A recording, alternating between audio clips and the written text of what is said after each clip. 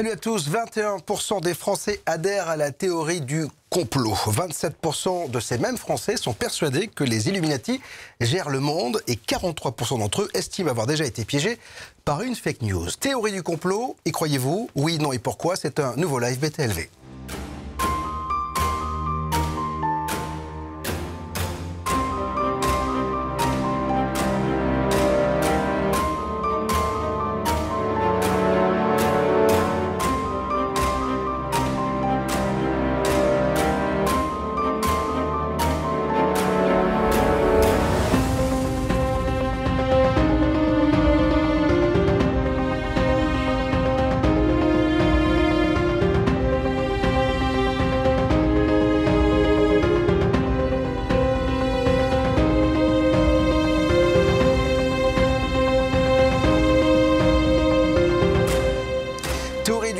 Croyez-vous, oui, non et pourquoi? C'est un nouveau live BTLV qui va vous permettre de réagir à tout ce qui va être dit ici, car vous le savez, le mercredi, on est en direct sur Facebook, sur YouTube. C'est l'occasion d'échanger sur tout ce que vous entendez. Vos réactions, vos commentaires, bien sûr, vos points de vue, on les attend. Et quand je dis on les attend, c'est surtout François qui les attend. François Demy, notre rédacteur en chef. Salut François. Salut Bob. Ça va bien? Très bien, j'espère que je n'ai pas terminé comme les modérateurs de Facebook. Ah oui, parce qu'on a vu cette semaine que les modérateurs de Facebook qui étaient là pour encadrer tout ça avaient pété un plomb. C'est-à-dire qu'il y en a un qui dort avec un flingue, l'autre il pense que ça y est, donc, les Illuminati sont là, que les extraterrestres vont l'enlever, c'est absolument incroyable. J'ai ma garde du corps à côté, ça va. C'est vrai. Alors, c'est un live qui, avant même qu'on l'ouvre, a déjà fait réagir. Oui, pas mal de personnes donc, qui sont en attente, ils posent les questions.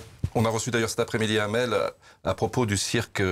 Du site. C'est un grand cirque aussi, tout cela. Donc, du site Watch Conspiracy. Ouais, donc, Conspiracy Watch. Conspiracy Watch, savoir ce que tu en pensais, ce que nos invités en pensent. Ben on va en parler justement avec nos invités, voir comment l'information traite justement ces théories du complot avec nos invités. Nicolas Vidal, bonjour, bonsoir. Bonsoir. Parce qu'en fait, on est écouté et regardé aux quatre coins de la planète. On a beaucoup de Québécois qui nous regardent en direct et on les salue d'ailleurs.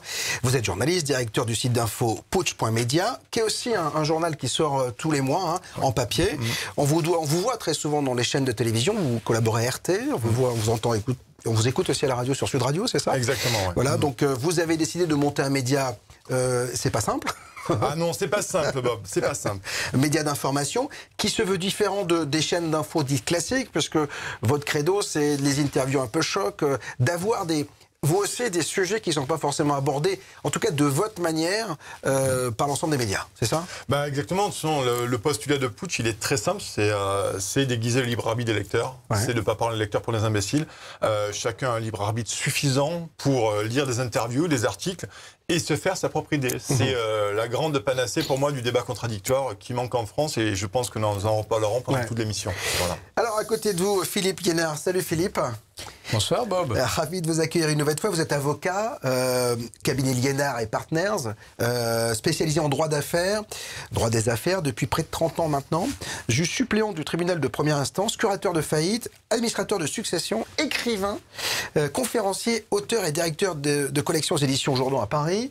Vous êtes franc-maçon et c'est ce qui va certainement alimenter la toile ce soir sur les propos. Initié sous les auspices de la Grande Loge de Belgique, conseiller d'ailleurs auprès du ministère belge. Vous y avez occupé dans cette grande loge les fonctions de vénérable maître en 2005. Alors, ça paraît énorme, hein, vénérable maître tout de suite, voilà. En tout cas, c'est pas la première fois que vous venez sur BTLV. On avait fait pas mal d'émissions sur l'Opus Dei et puis aussi sur les Illuminati. Alors ça, c'est le mot est lâché. Les Illuminati, la vraie question que j'ai envie de vous poser à tous les deux, les Illuminati sont-ils une réalité ? Et dirige-t-il le monde? Parce que ça, on y met tout hein, dans les Illuminati, hein, les Bilderberg, etc. Alors, Philippe. Ah, je dois ouvrir le feu, très bien. Mais alors, soyons clairs tout de suite, je pense que les gens aiment relativement se focaliser sur l'idée qu'il y a des complots et que l'impossible, ou que cette réalité-là relève de ce qui ne peut pas être impossible. Hein? Alors, je pense aussi que ça fait beaucoup de bien à pas mal de gens, vous avez cité des chiffres tout à l'heure, d'imaginer qu'il y a des complots et qu'il y a des groupes qui passent leur temps à ourdir des complots dans le monde entier à des échelles mondiales. Alors, mettons les choses au point tout de suite, puisque vous me posez cette question-là. Prenons les choses par le plus facile. Commençons par la franc-maçonnerie, d'ailleurs, puisque vous m'avez présenté en cette qualité-là. Le complot judéo-maçonnique. Attention. Je vais faire un sort à ça tout de suite. Après, on en reparlera si vous le souhaitez, bien entendu, si des questions se posent par rapport à ça. Je dis toujours cette petite phrase qui fait parfois rire. Quand je vois la difficulté qu'il y a entre deux loges maçonniques pour organiser un barbecue d'été, je pense que le complot maçonnique mondial n'est pas pour demain. Si vous saviez à l'intérieur des tendances maçonniques et de la structure maçonnique des différents pays, comment on peut se chamailler pour des queues de cerises, vraiment, je peux vous assurer qu'il n'y a pas de complot maçonnique mondial. Quant au complot judéo-maçonnique, le complot judéo-maçonnique vient de quelque chose de tout simple. C'est ce qu'on appelle les protocoles des sages de Sion. C'est 1903, c'est la Russie. C'est quelqu'un qui prend un écrit au départ d'un certain Maurice Joly, qui plagie allègrement tout ça. C'est un dialogue imaginé entre Machiavel et Montesquieu. Et il en fait quelque chose qui fait le tour du monde, qui fait le buzz, qui devient un best-seller et qui fait croire à tout le monde que les Juifs vont conquérir le pouvoir mondial. Alors même s'il y a une réalité bancaire, même s'il y a une réalité économique, on est loin, mais alors à 10 000 années-lumière de ce complot mondial, et il a été démontré d'une manière scientifiquement probante, mais ça n'empêche pas les gens de penser au complot, que ces protocoles des sages de Sion ne correspondaient à rien. Et je termine, si vous voulez bien, par les Illuminati. Parce que derrière les Illuminati, il y a des tas de choses. Il y a le groupe Bilderberg, il y a la commission trilatérale, il y a toutes ces choses-là. Alors, les Illuminati, ils sont partout, ils sont nulle part. Ça veut dire quoi? Les Illuminati, au sens des Illuminés de Bavière, il n'y en a plus. Par contre, l'ordre des Illuminati a été recréé en 1995. Ça ne correspond à rien d'autre qu'une sorte d'alliance avec l'OTO. L'OTO, c'est quoi? C'est l'Ordo Templari Orientis, c'est l'ordre des Templiers orientaux. Ce machin-là, c'est une secte. C'est répertorié en France comme dans d'autres pays comme une secte. Ça fonctionne d'une manière que je vous expliquerai tout à l'heure si vous le voulez. Ça fera l'objet d'un de mes livres sur les Templiers d'ailleurs. Et cette structure-là, elle est particulièrement étrange. Et c'est vrai qu'elle s'est implantée dans 58 pays. Elle regroupe à peu près 500 000 membres, dont la moitié sont aux États-Unis. On peut en reparler tout à l'heure. Et ça n'est pas plus inquiétant que ça, parce que ce sont des gens qui se réunissent en petits groupes pour faire des choses qui sont très très loin de relever du complot mondial. Il en est autrement. Et ce ne sont pas des complots, de l'influence que peuvent avoir des structures comme le groupe Bilderberg qui se réunit une fois par an, comme la commission trilatérale qui a une existence. Ce ne sont pas des complots, ce ne sont pas des inventions.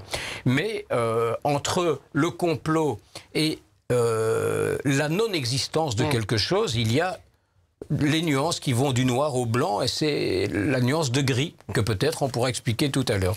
Alors Nicolas, justement, pourquoi les gens assimilent tout cela à du complot? C'est-à-dire que Bilderberg, effectivement, la commission trilatérale, etc. C'est-à-dire qu'en fait, on imagine qu'il est normal que des gens se réunissent à une caste d'affaires, de pouvoir, pour essayer de comprendre les enjeux du monde. Enfin, encore une fois, je suis pas pour ou contre le complot, c'est pas le problème. Donc voilà, c'est vraiment essayer de comprendre.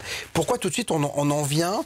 Et qu'est-ce qui fait qu'on en vient? Bon, on a vu que les réseaux sociaux étaient un accélérateur de pensée, pas forcément bonne d'ailleurs, mais qu'est-ce qui fait qu'on bascule très vite?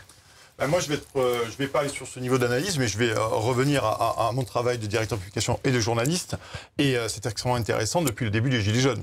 Parce que là, ça commence à monter, à venir. On a eu la loi sur les fake news qui a été adoptée en octobre dernier.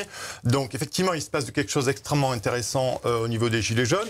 au niveau de la société. On dit qu'ils sont plus complotistes que les autres d'ailleurs. Hein. Oui, enfin, on dit beaucoup de choses sur les Gilets jaunes. Oui. On les dit plus complotistes que les autres. Alors, moi, j'ai un premier élément de réponse là-dessus. Ouais. C'est-à-dire qu'à partir du moment où un pays comme la France essaye de confisquer l'État, ou du moins certains intellectuels, essaient de confisquer le débat démocratique, il est de fait que quand il y a un pluralisme des voix qui s'éteint petit à petit, avec une doxa sur des grands sujets, on peut dire l'Union européenne, on peut dire sur des sujets qui deviennent de plus en plus tabous, il ne sait pas qu'il est normal, mais par contre il est logique effectivement que les gens se posent des questions sur des sujets importants.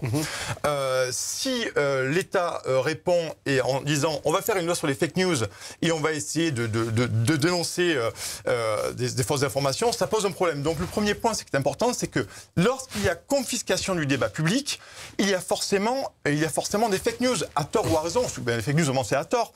Mais ça, c'est extrêmement intéressant comme premier point. Et je crois que le mouvement des Gilets jaunes a fait émerger ce genre de choses, parce que aussi, et ça, je crois que c'est important dans le complot, dans les fake news, c'est-à-dire qu'on s'est rendu compte, et nous sommes allés sur les ronds-points depuis le 19 novembre. Donc ça remonte un petit peu.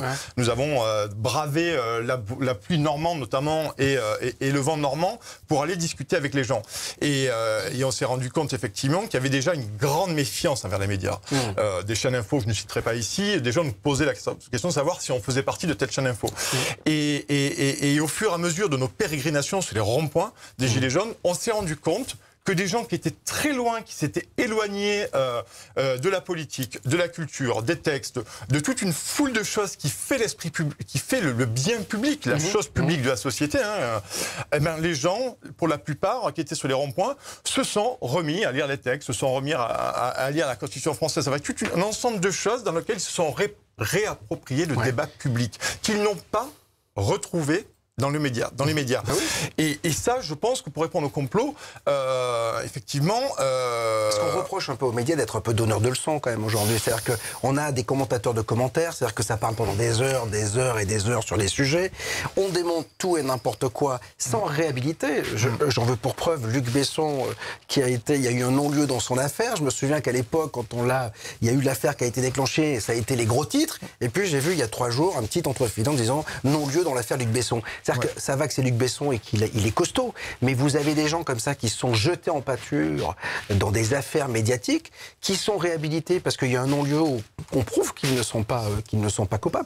Mais ces médias-là, les médias robinets d'information, sont que sur le buzz. Donc 25% seulement des Français font confiance aux médias. C'est aux médias traditionnels, je veux dire. Bien entendu. Mais une nouvelle fois, je crois que c'est une forme de sécession des élites. Qui sont fait sécession avec le peuple, qui les brocardent. J'ai écrit une tribune dans le Figaro sur ça justement, où je disais effectivement les Gilets jaunes aujourd'hui ont été depuis le début des bofs, racistes, xénophobes. Je crois que le problème est beaucoup plus complexe que ça n'a l'air. C'est sûr. C'est très complexe. Voilà. Et le discrédit permanent, permanent. Est un grave péril pour la démocratie. Un vrai péril. Mais est-ce que ces gens-là, ceux qui sont les sachants, ce que j'appelle la bien-pensance, il y a une bien-pensance, j'imagine qu'en Belgique c'est la même chose, ils sont déconnectés du peuple, parce qu'il y a quand même, ces gens qui, quand je voyais la dame qui est sur un rond-point qui dit j'arrive pas à nourrir ma famille, le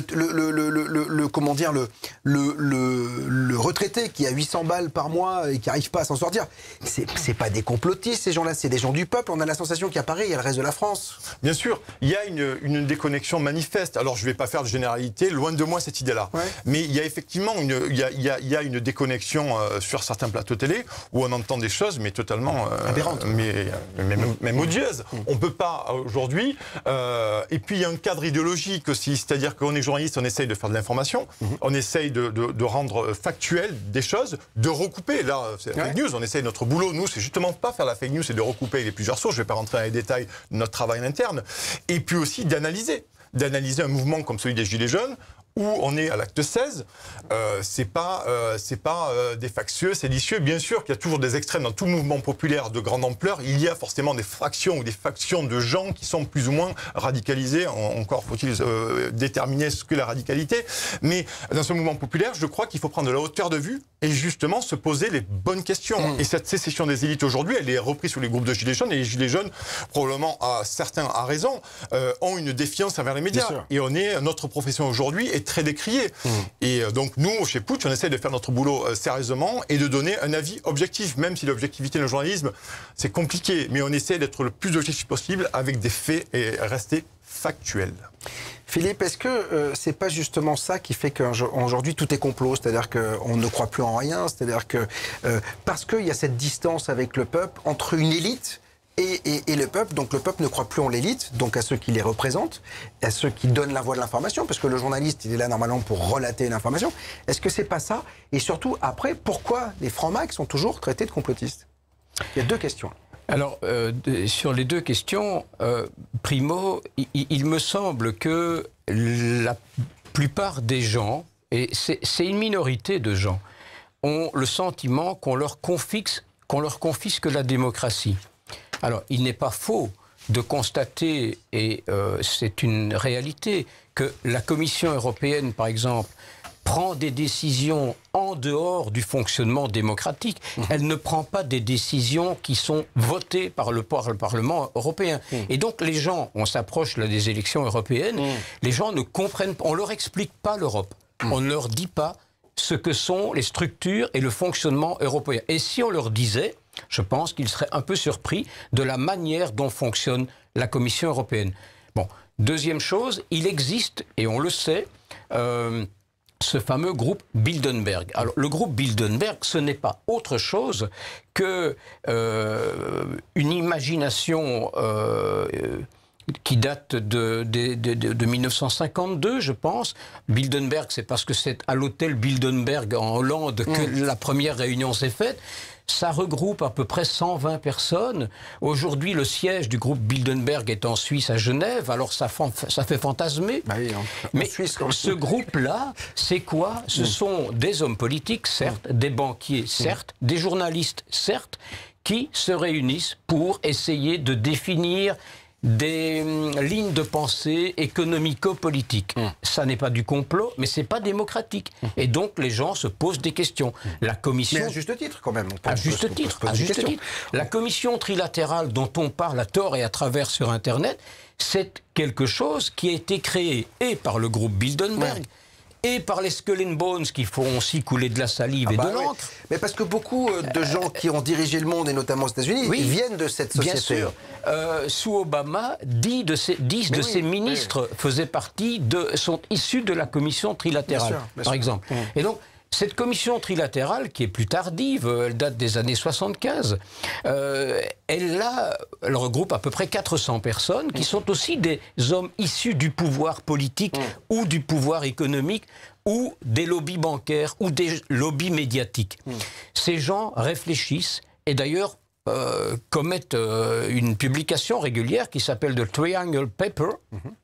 Le papier triangle, ça fait encore jaser. Ça fait encore jaser, quand même. Voilà. Le papier triangle. Je n'ai pas le sentiment, quand je lis les écrits de ces groupes-là, que complot il y a. Par contre, il y a une pensée et une confiscation de cette pensée qui est pas démocratique, parce qu'elle n'est pas issue des enceintes parlementaires, et les gens déjà se posent des questions sur les enceintes parlementaires, mais alors si en plus on leur dit que des décisions ou des suggestions de décisions se prennent dans des commissions... Parce que ce sont des groupes d'influence. Ce sont des groupes d'influence, clairement. Donc ce sont fatalement, des lobbies. de là à aller au complot, il n'y a qu'un pas quand même. Maintenant, le lobby de Apple ou de Microsoft ou le lobby de grandes multinationales auprès des instances européennes est tout aussi inquiétant et prête tout autant au fantasme que ces commissions-là. La preuve, c'est que même l'État français a du mal à les taxer, tous ces gens-là, donc ils ont un tel pouvoir. Alors on va se tourner vers François Demier, parce que vous êtes nombreux ce soir sur BTLV à essayer d'en savoir plus sur ces théories du complot. Donnez-nous votre avis, qu'en pensez-vous? Où est-ce que ça commence, où est-ce que ça s'arrête? On a besoin de tout savoir, François. Oui, avec des gens, je les sens un petit peu timides pour le moment, donc je vous demande de partager, je pense qu'ils réfléchissent aux questions, puis qu'ils sont très intéressés par les propos. J'ai la Vermine Hathor, c'est son pseudonyme. La Verminator. J'adore les noms sur les réseaux sociaux. Qui a un don de médium, puisqu'elle, en parlant de Philippe, je suis sûr qu'il est franc-maçon. Ah ben oui, alors ça c'est sûr, puisqu'on l'a annoncé d'entrée. Il y a Olivier qui nous dit salut tout le monde, encore un sujet épineux. Ma question est à qui profiterait le complot? Mais c'est une vraie question, ça aussi, qu'on vous posera aussi. Hein, donc, Alors, on demande aussi les chemtrails. Oui, ça, c'est aussi une des théories. Vous savez, ce sont ces traînées qu'on voit dans le ciel blanche. Mais il y a des scientifiques qui se sont posés des questions. Le vrai problème du complot, c'est que souvent, on a des gens brillants des deux côtés. Et donc ça brouille un peu. Moi je me souviens avoir vu, on va peut-être en parler, de la Terre plate.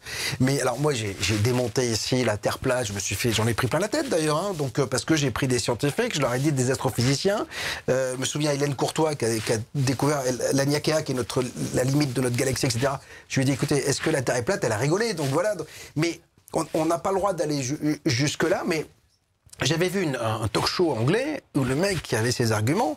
Mais je suis sorti du talk show, je me suis dit, oh, la Terre est plate, on m'a menti. Même moi, je me suis dit, c'est pas possible. Tellement c'est argumenté, c'est ça la vraie problématique. Il y a Olivier qui nous dit, il n'y a peut-être pas de complot général, mais il y a des sphères d'influence. Oui, mais c'est ce qu'on a dit, effectivement. Donc, Pour Laurent, tout est manipulation, mensonge à tous les niveaux. Il y a Cool Sylvain qui dit alors on complote ce soir. Alors c'est marrant parce que justement on n'est pas là pour comploter mais pour évoquer la théorie du complot. Alors, ne faites pas de raccourcis parce que ça c'est aussi la toile et ça c'est aussi la problématique des réseaux sociaux des réseaux et des médias aujourd'hui. C'est-à-dire que très vite, théorie du complot, si on est malsain, on dit voilà, BTLV complotiste. Vous voyez ce que je veux dire? Alors qu'on est juste là pour se poser la question. Donc, Alors le plus grand nombre de questions, on a pas mal répondu, c'est autour du groupe Bilderberg. Ouais. Ensuite, est-ce que les francs-maçons portent allégeance à la couronne d'Angleterre? Ça c'est une question pour Philippe. On est tous manipulés quelque part depuis notre naissance, manipulés par nos parents, qui eux-mêmes ont été manipulés par nos religions, nos médias, etc. Ça c'est Thibault qui dit ça. Ouais. Encore sur Bilderberg, on parle de complot, nous on est en plein dedans en ce moment. Est-ce que, Nicolas, il faut pas, le complot ne vient pas quand finalement il n'y a plus confiance en les institutions? Mais oui, parce qu'on n'en a jamais autant parlé que depuis ces 2, 3, 4, 5, 10 ans. Quoi, donc. Mais moi, je suis assez d'accord là-dessus. D'ailleurs, je me réjouis que vous ayez parlé, que mon voisin ait parlé de la Commission européenne et des structures de l'Europe, parce qu'effectivement, c'est une grande confiscation démocratique, l'Union européenne. Et ça, depuis 92, ou depuis, je rappelle, le traité de Maastricht. Et j'invite vraiment tous les gens qui nous regardent à aller relire certains traités. Le traité de Maastricht, notamment, Lisbonne, qui a été le traité constitutionnel. Et ça, c'est extrêmement important pour déjà sortir de ce flou artistique du complot, pas du complot. L'Union européenne, ce sont des faits avec des traités et il y a une progression qui est là.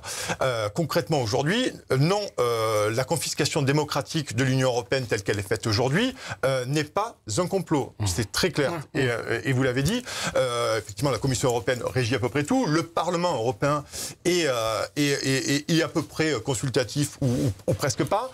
Et forcément... et là, on touche vraiment, vous allez comprendre pourquoi je dis ça, parce que depuis 92, la doxa européiste nous dit, finalement, c'est devenu pour moi, à mon sens, l'Union européenne est devenue une religion, et si on en dit du mal ou on la remet en question, ça devient un blasphème. Ah oui, voilà. C'est sûr. Là, pour la fake news, complètement. On peut parler, par exemple, du traité d'Aix-la-Chapelle. Rappelez-vous tous le traité d'Aix-la-Chapelle, où on nous a dit du complot, on va vendre l'Alsace-Lorraine à l'Allemagne, la France cédera son siège à l'ONU à l'Allemagne. C'était faux. Très clairement, c'était faux. Mais par contre, il faut bien aller dans le traité, il faut bien lire le traité pour voir ce que comprend ce traité. Parce que les diplomates n'écrivent jamais, je crois que mon voisin sera d'accord avec moi, les diplomates n'écrivent jamais un traité comme ça, à l'emporte-pièce. À la va-vite. Et voilà. Donc moi, je veux bien effectivement qu'on se pare derrière. Les bonnes âmes nous ont dit, oui, vous comprenez, c'est un déversoir de fake news sur Facebook. Non, l'Alsace et la Lorraine ne sera pas donnée à l'Allemagne. Oui, c'est vrai, ça ne sera pas donné à l'Allemagne, c'est clair. Dire ça, c'est une fake news. C'est ça. Mais par contre, je ne vais pas rentrer là-dedans parce que je ne vais pas être technique sur ce traité-là, mais j'invite vraiment une nouvelle fois, parce que nous on le fait avec les lecteurs de Putsch, j'invite les téléspectateurs à aller relire ce traité. D'ailleurs, on peut noter que les médias qui en ont parlé et qui ont asséné les contre-vérités sur ce traité-là, pour très peu ont mis le lien intégral du traité. Moi, ça me pose un problème en tant que journaliste, c'est-à-dire que chez Putsch, si vous allez sur Putsch voir ce traité, le papier que j'avais fait là-dessus, j'ai mis en bas de l'article ce traité, le lien direct, de manière à ce que nos lecteurs puissent aller se faire leur propre avis. Le libre arbitre, j'y reviens toujours, le libre arbitre. Mais on le voit toujours dans tous les médias, c'est-à-dire qu'on prend un extrait de quelque chose et puis on se focus dessus. Bien sûr. Et c'est dramatique parce que le problème, c'est que moi j'ai tout lu sur ce traité. Ouais. C'est-à-dire tout lu et n'importe quoi. Bien sûr. Et effectivement, si on lit pas le traité dans sa globalité, mais personne va vous faire une émission sur le traité complet. Bien sûr que non. Voilà. Mais il y a des points qui me semblent importants. Quand vous avez, j'en prends juste un, quand vous dites, c'est marqué, la diplomatie franco-allemande devra faire tout ce qui est en son moyen pour ouvrir éventuellement un siège à l'Allemagne, à l'ONU. On sait très bien que ça ne se pourra pas. Les diplomates, quand ils écrivent ça, ils savent très bien qu'on n'ouvrira pas un nouveau siège au Conseil de sécurité de l'ONU. Ça demanderait une révision de la charte. Ce n'est pas possible. Mais ce que ça peut vouloir dire à moyen ou long terme, c'est qu'à un moment donné, ce siège au Conseil de sécurité de l'ONU soit pas bien sûr donné aux Allemands, c'est une fake news de dire ça, mais pourrait être par contre donné à l'Union européenne, puisque Emmanuel Macron parle de souveraineté européenne depuis son discours de la Sorbonne de 2007. Donc dans ce cas-là, il faut quand même bien regarder et bien lire. Et c'est vrai que parfois j'ai constaté chez certains de nos confrères une malhonnêteté en mettant en exergue effectivement des fake news, tout en se parant de ne pas expliquer les tenants et les aboutissants d'un tel traité. On parle de pacte de Marrakech aussi, enfin on pourra en discuter. Voilà, on pourra en discuter. Philippe. Oui, 2 ou 3 choses en vrac en écoutant ce qui se dit. Bien qu'étant issu d'une famille de journalistes, je ne vais pas commencer à faire des commentaires, je ne suis pas moi-même journaliste. La deuxième chose, j'ai pour habitude... Vous êtes avocat. Voilà, c'est pire, mais je vais en parler dans une seconde, justement. Et puis la deuxième chose, j'ai pour habitude, dans les interviews, etc., de ne pas me mêler des affaires internes d'un pays, que ce soit la France ou un autre. Bon, le débat sur les Gilets jaunes, vous remarquerez que j'en ai pas dit un mot et j'en dirai pas un mot. Vous êtes la France souveraine. Donc. Voilà. Donc, mais par contre, comme juriste, je suis parfois effaré de constater que les gens, et c'est leur droit le plus légitime aussi, ne lisent ni le code civil, ni le code pénal, pas plus qu'ils ne lisent les traités européens. Il n'y a pas à s'étonner. Il n'y a pas à s'étonner que les gens ne lisent pas les textes qui forment le droit positif. Ils ne s'y intéressent pas. Pourtant, on nous dit nul n'est censé ignorer la loi, mais personne ne les lit. Ça ne vaut qu'en droit pénal. Mais bien sûr. Voilà. Donc, les gens ne s'intéressent pas à ça. Donc, c'est une constante.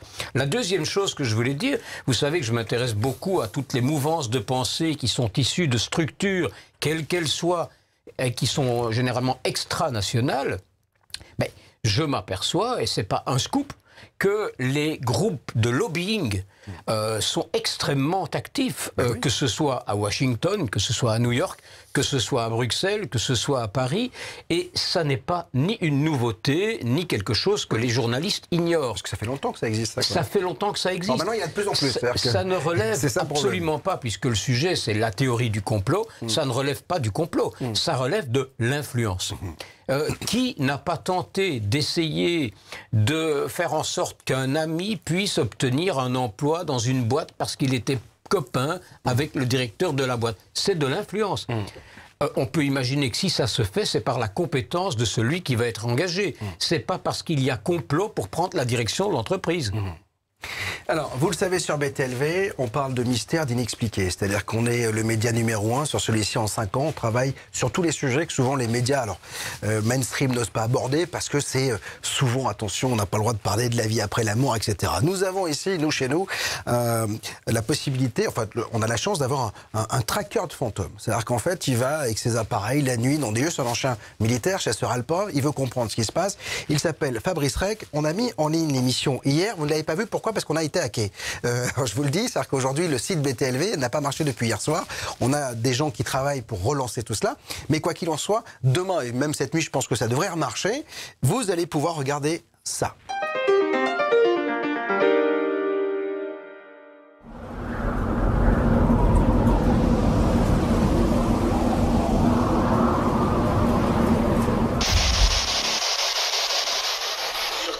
Oh putain!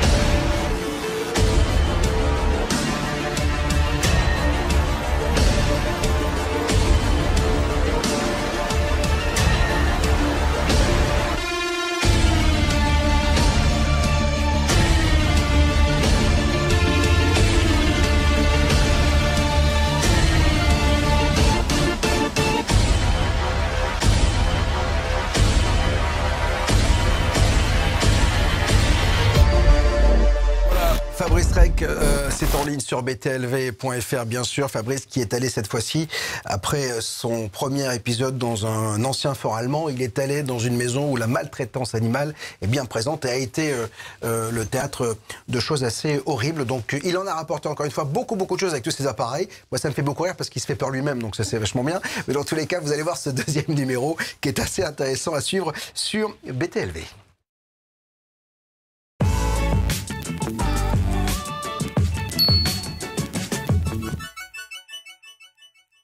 Théorie du complot, y croyez-vous? Oui, non et pourquoi? Vos réactions, vos commentaires, François. Avec Baron qui demande: est-il vrai que la théorie du complot a été inventée par la CIA après l'assassinat de JFK? Ah, alors, oui ou pas? Non, messieurs, vous savez ou pas? Bah écoutez, il a fallu attendre. C'est quand même une histoire assez louche, ça. C'est une histoire assez particulière. Hein, il a fallu attendre la déclassification partielle des archives américaines pour commencer à percevoir que ce qu'on nous a raconté à l'époque ne correspondait pas vraiment à la réalité. Oliver Stone a fait un super film. Les balles qu'on a retrouvées du fameux Lee Harvey Oswald qui aurait pété les plombs et qui aurait pris une décision comme ça tout seul dans son coin, je crois que plus personne n'y croit. Et c'est pas du complot, c'est simplement de la recherche journalistico-scientifique. J'espère que nous aboutirons un jour, à travers des journalistes d'investigation, à savoir ce qui s'est réellement passé dans des conditions qui ne sont pas forcément celles qu'on nous a racontées pendant des dizaines d'années. Nous, on a fait pas mal d'émissions dessus, effectivement, mais il faut savoir que les Kennedy étaient entourés quand même d'un cercle assez mafieux, donc voilà, c'était un peu compliqué. Il y avait un entourage particulier, et puis ils voulaient faire bouger les choses aussi, donc ça déplaisait forcément à certaines personnes. Parce que finalement, c'est pas ça aussi en fait, je trouve que le complot, il est facile en fait, c'est-à-dire qu'on... Ouais, c'est un complotiste. C'est la grande insulte aujourd'hui. C'est-à-dire que vous êtes pas d'accord avec le pouvoir qui est en place, vous êtes complotiste.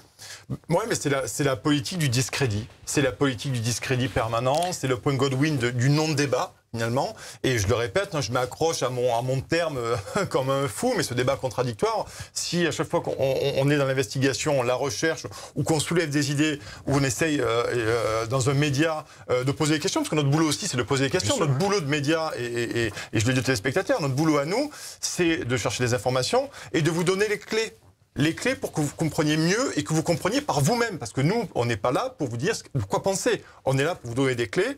Et ensuite, libre à vous de déguiser votre libre arbitre et de prendre une décision, ou du moins d'avoir une sensibilité diverse et variée sur des sujets culturels, sur des sujets politiques, sur les sujets sociétaux. C'est ça extrêmement important. Donc aujourd'hui, oui, on peut s'inquiéter. Moi, je suis très inquiet, et je le dis, avec cette loi anti-fake news, je suis très inquiet, parce que ça veut dire quoi? Et je reviens sur votre idée. Ça voudrait dire quoi? Ça voudrait dire que finalement, si on ne va pas dans le sens du vent, l'espèce de doxa intellectuel, on serait complotiste? Ben non, nous on fait juste notre boulot de journaliste. Moi je suis éditorialiste aussi sur des chaînes concurrentes et dans mon média, et je peux poser des questions. Je pose des questions, on essaie de poser des questions, et c'est pas, je ne suis pas un complotiste. J'essaie de réfléchir, j'essaie d'argumenter, de me renseigner. Oui, parce qu'effectivement le boulot de journaliste, on l'a peut-être oublié, mais ça demande du travail. Ça demande beaucoup de lecture. Et si effectivement le matin on se lève en ayant tout son bagage idéologique qu'on met sur son plateau télé, qu'on met sur sa radio, qu'on met dans son canard, ça va pas faire bien avancer les choses. Et effectivement là on est toujours après dans l'idée du point Godwin. Donc il y a des journalistes, pas tous les journalistes, soyons très clairs, je suis très clair chez vous, il y a beaucoup de journalistes qui font très bien leur boulot, mais cette loi anti-fake news, et j'y reviens parce que ça aussi on est dans le complot. C'est-à-dire que la loi anti-fake news, c'est-à-dire que ça voudrait dire que si on élabore, on recherche, ou on aborde, ou on effleure une idée qui ne plairait pas voir en place, peut-être, est-ce que ce serait du complot? À quel moment? À quel moment c'est du complot?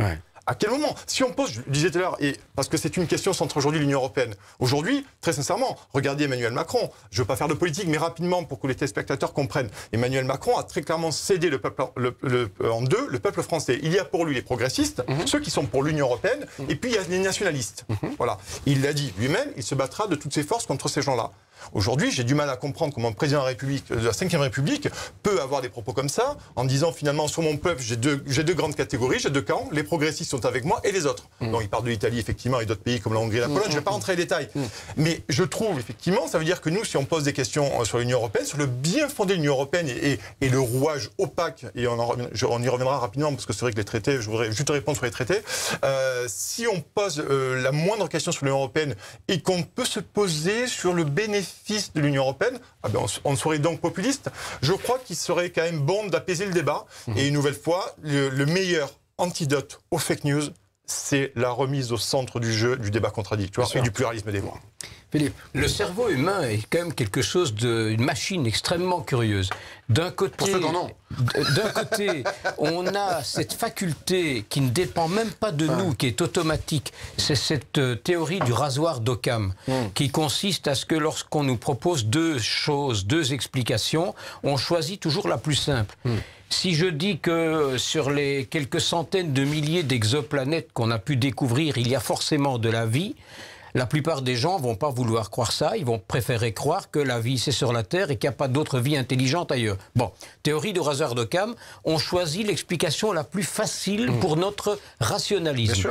Et paradoxalement, lorsqu'une situation est complexe et qu'elle nous concerne en direct parce qu'elle est politique, parce qu'elle est économique, cette complexité engendre un besoin d'imaginer que tout ça résulte de groupes et de complots, parce qu'on ne peut pas imaginer que ce soit tout simplement la complexité du monde qui fait que ça rend les choses relativement incompréhensibles. Et là, il y a peut-être un travail pédagogique qui doit être fait et par la presse, qu'on accuse de tout et de n'importe quoi parce que parfois on dit qu'elle ne fait pas bien son travail, parfois on dit qu'elle en dit trop ou qu'elle dit trop de choses qui relèvent du scoop parce que ça l'intéresse de faire ça. C'est injuste dans les deux cas. Donc il y a un travail pédagogique de la presse et il y a aussi un travail pédagogique du personnel politique qui doit peut-être essayer d'expliquer les choses d'une manière plus claire. Oui, parce que tout pays confondu. Hein. Oui, parce que moi, je suis toujours un peu surpris du procès qu'on fait aux réseaux sociaux, aux tweets, machin, ça. Enfin, c'est les premiers. Quand vous voyez Donald Trump qui tweet sans cesse, il a bien compris ce qu'il allait faire. Les politiciens français tweetent, ils se servent de ça. Alors eux, ils ont le droit d'écrire ce qu'ils ont envie d'écrire, mais le peuple n'a pas le droit. Je trouve que c'est un raccourci un peu simpliste, c'est-à-dire qu'on peut pas. Enfin, s'il n'y a pas de peuple, il n'y a pas d'élus, quoi. Donc à un moment donné, d'ailleurs, la preuve, c'est que le peuple se détourne de plus en plus des élus. Donc c'est un vrai problème, quand même. Et puis on ne peut pas dissoudre le peuple comme une assemblée nationale, voyez-vous. Donc ça, c'est un problème. Mais je voudrais revenir aussi sur... Ça fait 20 ans, quand même. Il faut quand même être très clair là-dessus. Ça fait 20 ans qu'on abrutit les gens. Ça fait 20 ans qu'il y a la télé-réalité. Moi, j'ai commencé, j'étais tout jeune, il y avait Eloana, il y avait toutes ces...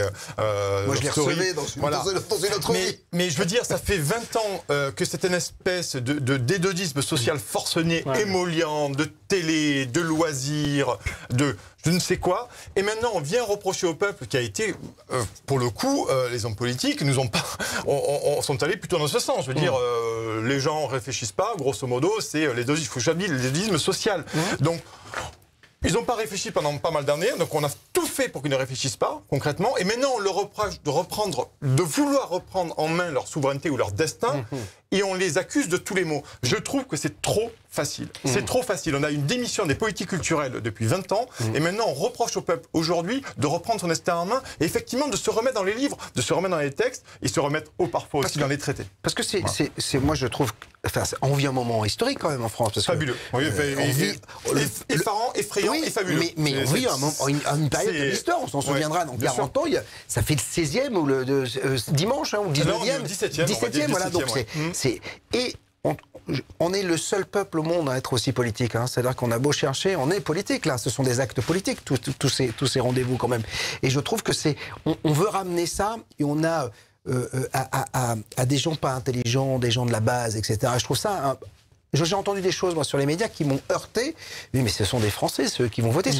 On ne peut pas dire qu'ils sont intelligents pour leur demander de mettre un bulletin dans l'urne et de dire que c'est des cons quand ils ne sont pas d'accord. Ben, c'est toute la problématique des élections. C'est-à-dire que quand les gens votent pour le pouvoir, enfin, du moins, je ne l'appelle pas de pouvoir, je préfère de doxa, parce que la doxa, elle existe depuis au moins 30-40 ans, notamment sur l'élection européenne, mais là, elles sont de plus en plus prégnantes. Quand ils votent dans le sens de cette doxa, c'est de la démocratie, et quand ils vont ailleurs ou qu'ils sortent un peu du chemin, on est dans le populisme. C'est quand même formidable. C'est que je trouve ça formidable, et pour moi, ça incarne ça. Philippe. Oui, il y a quelques années, tout le monde se souviendra des émissions de Michel Pollack. Ah oui, je me souviens, oui. Alors, ces émissions, j'adorais ça parce que on se mettait sur la gueule, on fumait, on buvait, on se disait des vérités. Mais c'est à l'époque où la France n'était pas un pays de l'interdit.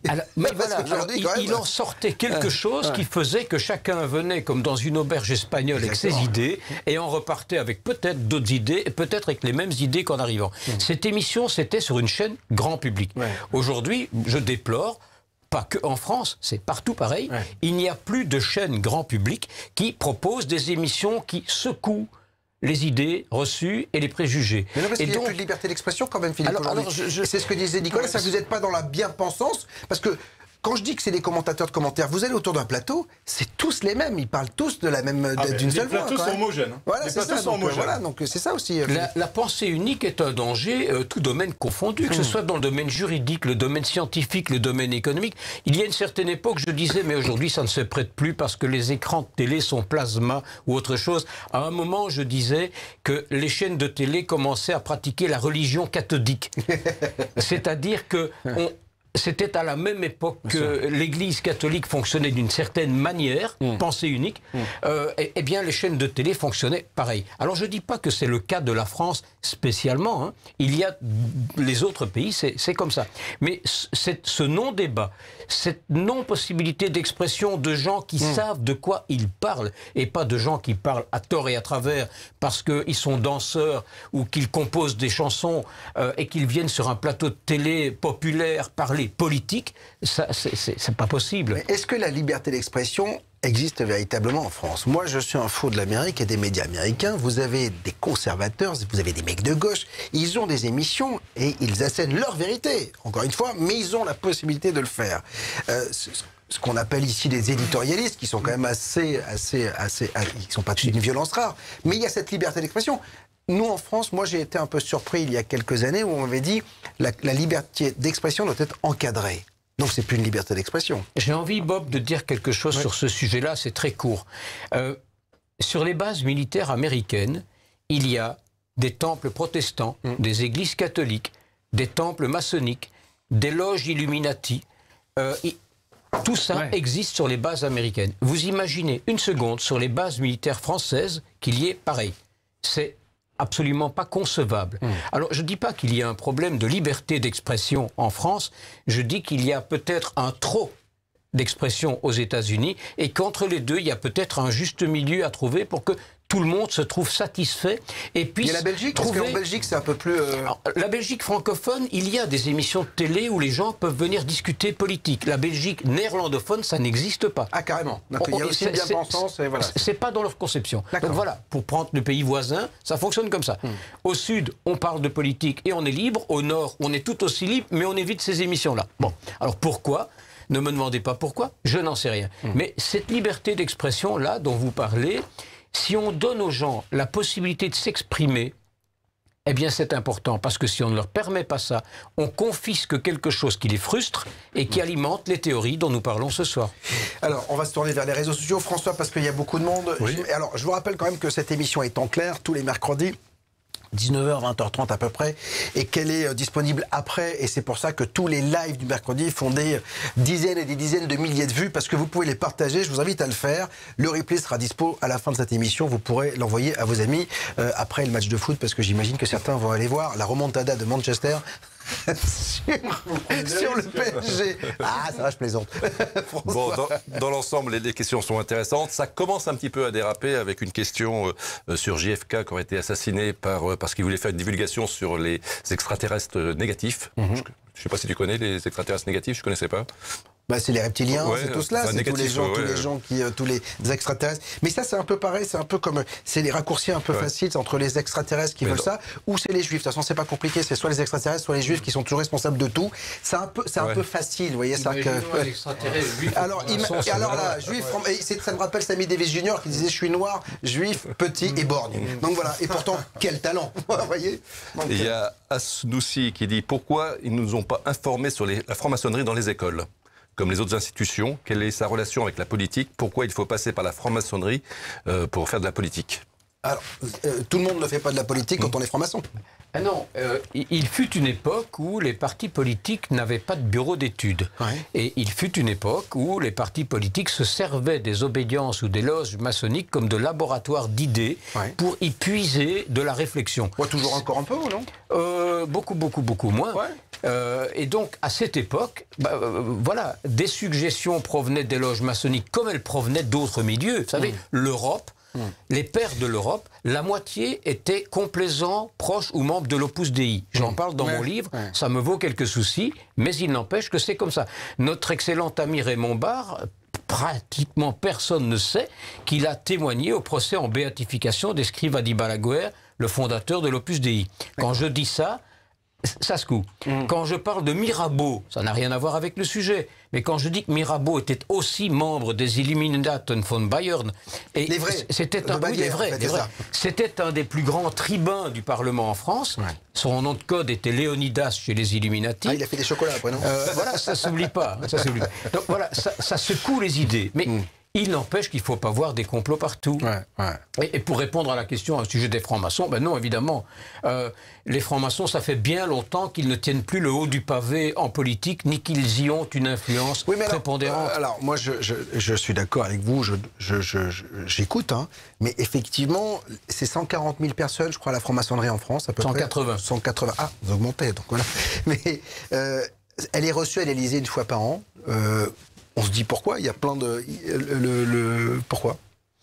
Les grands maîtres des différentes obédiences, des principales obédiences françaises sont reçus en principe par le président de la République lorsqu'il est installé et sont reçus une fois par an. Pourquoi? Je ne sais pas, parce qu'il n'y a pas... Je vois l'œil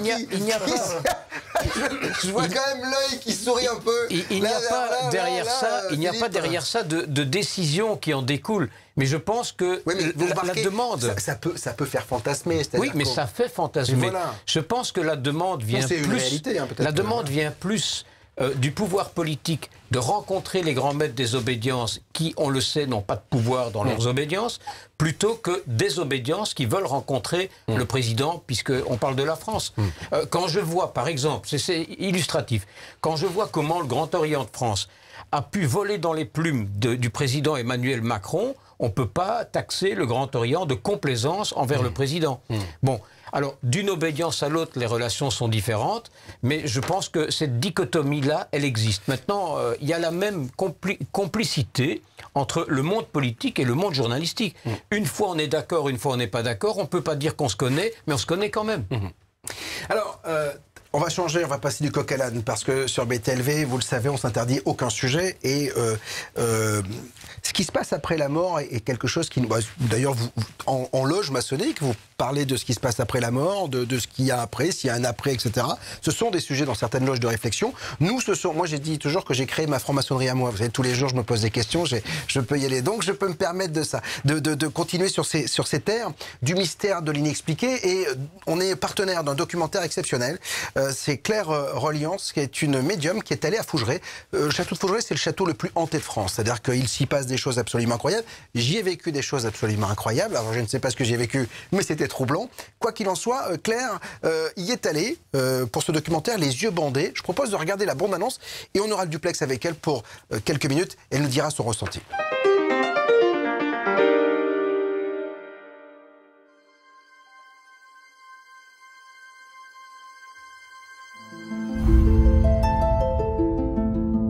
Comme à chaque fois, l'idée c'est d'aller explorer un lieu chargé en histoire avec Joëlle, la médium, sans qu'elle sache réellement où elle va. La dernière fois, on connaissait peu le lieu, on avait peu d'informations. Là, cette fois-ci, ce qui est intéressant, c'est qu'on va pouvoir passer une nuit à Fougeray, tout seul.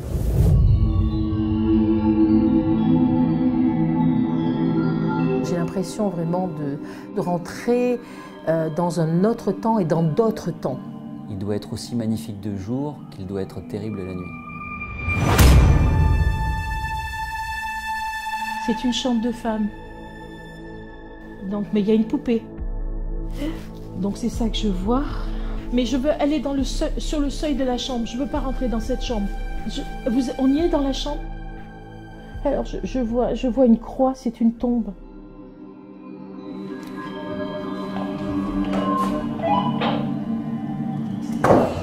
Oh là. C'est C'est lui.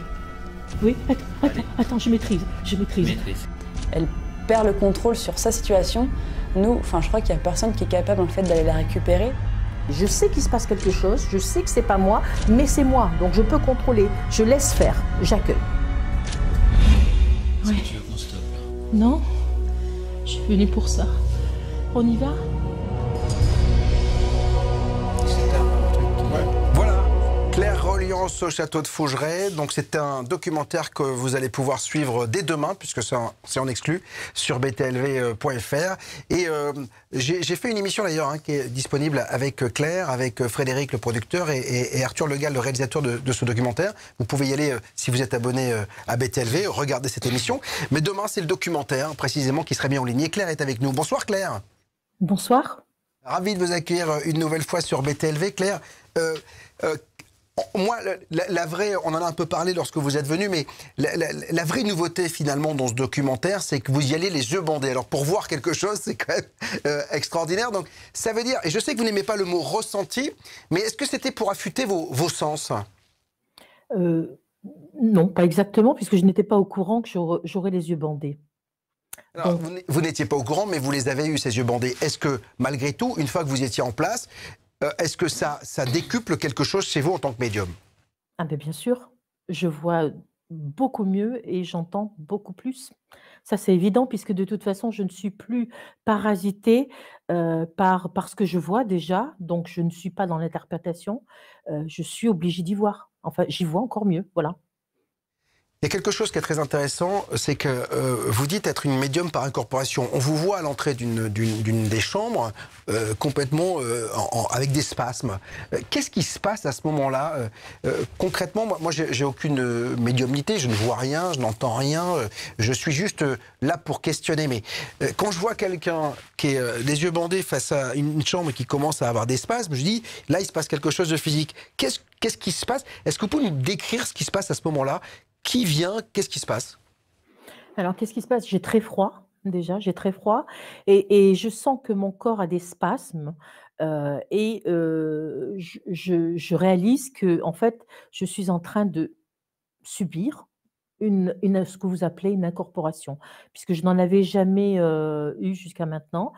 Et je suis en train de vivre l'instant d'une vie de quelqu'un, c'est-à-dire les derniers instants là. À ce moment-là, c'est les derniers instants de sa vie. C'est-à-dire que je ressens exactement ce qu'il ressent, c'est-à-dire je suis très triste parce que je sais que je vais mourir. Et je tombe, et je le dis, je tombe. Donc je vis effectivement les derniers instants de sa vie. Je suis lui, mais je suis moi aussi. Alors, là, il faut m'expliquer, parce que si vous êtes lui, si vous êtes moi, c'est-à-dire qu'en fait, il y a un côté un peu schizophrène, là. C'est-à-dire quand vous êtes l'un et l'autre, c'est un peu compliqué. Qu'est-ce qui se passe? C'est-à-dire que ça veut dire que vous ne laissez pas totalement entrer l'entité en vous? C'est-à-dire que vous maîtrisez complètement? Non, je ne contrôle rien du tout. Rien du tout. Je ne peux même pas vous dire, je retiens pas. Non, je suis moi, tout en étant lui, comme si nous étions deux, mais en un.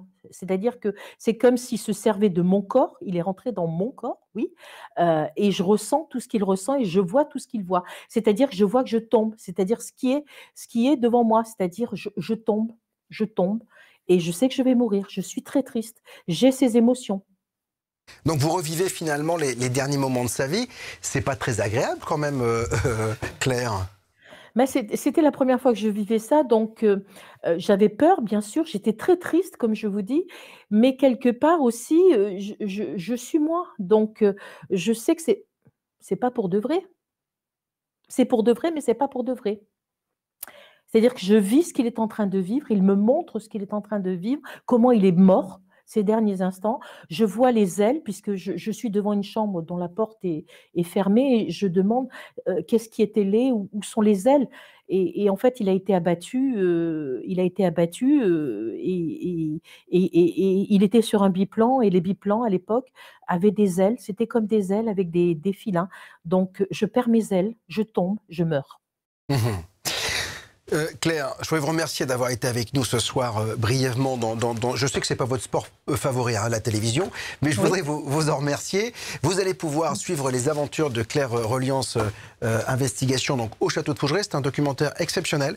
Franchement, moi j'y suis allé. Cette fois-ci, c'est une autre façon de regarder ce château où il se passe bien des choses. C'est une exclue BTLV. Alors rejoignez-nous, abonnez-vous à BTLV.